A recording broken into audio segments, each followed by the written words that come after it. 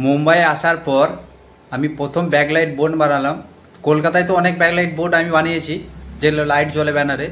তো এখানে বোর্ড আমি বানানোর পরে আই এম তো অবাক। তো আপনারাও দেখে নিন কেন আমি অবাক হলাম এখানকার বোর্ডটা দেখে। শুধু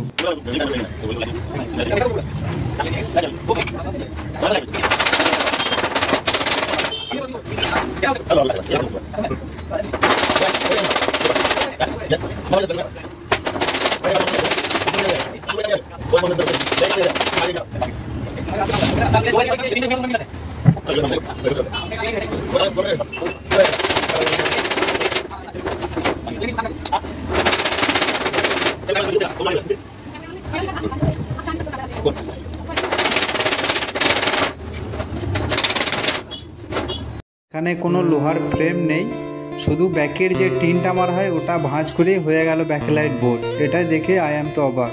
আপনারাও দেখুন, শিখে নিন নতুন স্টাইল।